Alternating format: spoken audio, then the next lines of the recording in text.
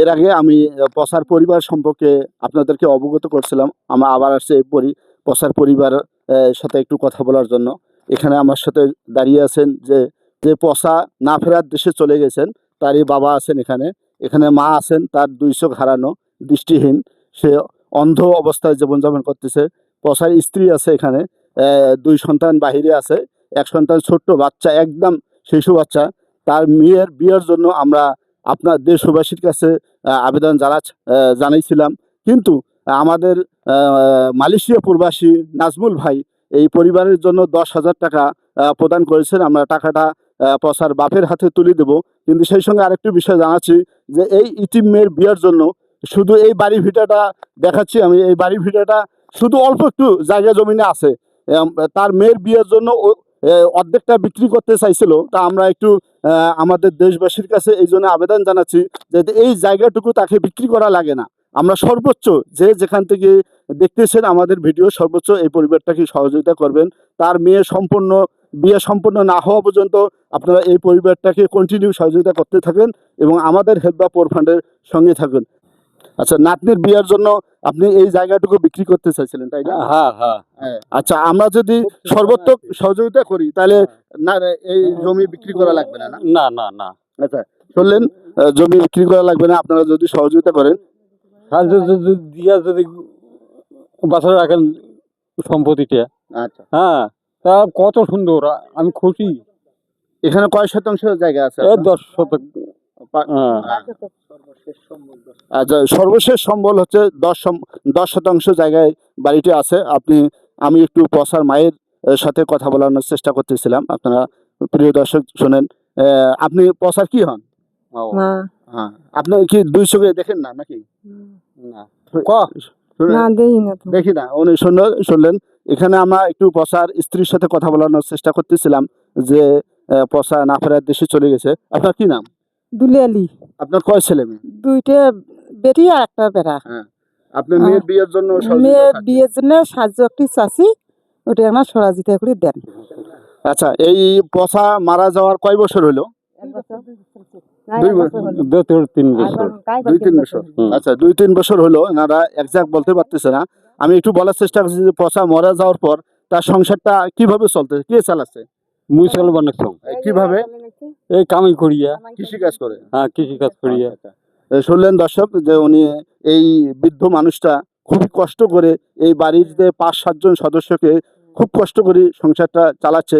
আমরা দেশবাসী পচা মারা যাওয়ার সময় আমার এলাকার প্রত্যেকটা মানুষ সহযোগিতা করছিল। এখন তার বিয়ের জন্য আমরা শুধু এলাকার না, আমরা প্রবাসে যারা আছেন, সরকারি চাকরিজীবীতে যারা আছেন, ব্যবসা আছেন, সবাই সহযোগিতা করবেন। আর এই পর্যায়ে আমরা একটু পচার বাড়িটা ঘুরে ঘুরে দেখানোর চেষ্টা করতেছি। পচা যে বাড়িতে অবস্থান ছিল, তার ফ্যামিলিরা যে বাড়িতে অবস্থান করতেছে, অবশ্যই আপনাদেরকে দেখানোর চেষ্টা করতেছি এই পরিবারটা কতটা নাজুক। আমার এই চোখে পানি আসতেছে প্রিয় দর্শক, দেখেন অবস্থা বাড়ির পরিবেশে। এই অবস্থায় তাদের অত্যন্ত খুব কষ্টে জীবনযাপন করতেছে।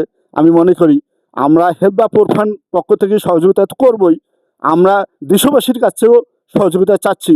এই বিয়ে সম্পন্ন না হওয়া পর্যন্ত আপনারা হেল্প বা পোর ফান্ডের সঙ্গেই থাকবেন।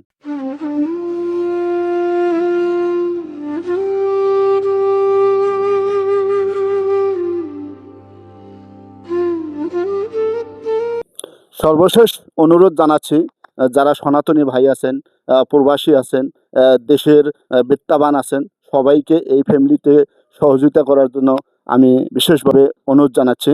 আর এই পর্যায়ে আমরা টাকাটি হাতে তুলে দেবেন আমাদের সংগঠনের যিনি অ্যাকাউন্টস দায়িত্ব পালন করেন, রবিউল ইসলাম হরজত, এনার টাকাটা এনার হাতে তুলবেন। আর সেই সঙ্গে প্রবাসে মালয়েশিয়া প্রবাসী নাজমুলের কথা না বললেই নয়, খুবই কষ্ট করে সে টাকা উপার্জন করে এই পরিবারটিদের হাতে তুলে দেবেন। এই জন্য আমাদের হেল্প দ্য পোর ফান্ড এবং আমাদের অঞ্চলের মানুষের পক্ষ থেকে অভিনন্দন জানাচ্ছি। দেন আরও যারা আমাদের কাছে দিচ্ছেন যে সহযোগিতা করবেন, এই ভাইরাও আমাদেরকে বলছেন, জানাচ্ছেন তারাও সহযোগিতা করব। এবং পাশাপাশি আমি অন্য যারা আছেন তারা অবশ্যই হেল্প দ্য পোর ফান্ডের কমেন্ট বক্সে জানাই দেবেন, যাতে আমরা এই পরিবারটাকে সহযোগিতা করতে পারি। মালয়েশিয়া প্রবাসী নাজমুল যে টাকাটা দিয়েছেন সেই টাকাটি আমি এনার হাতে দেওয়ার জন্য বলতেছি। টাকাটা আপনি একটু গণে দেবেন। বলেন। টাকাটা একটু ভালো করে গুনে দেন। গণেন, ঠিক আছে।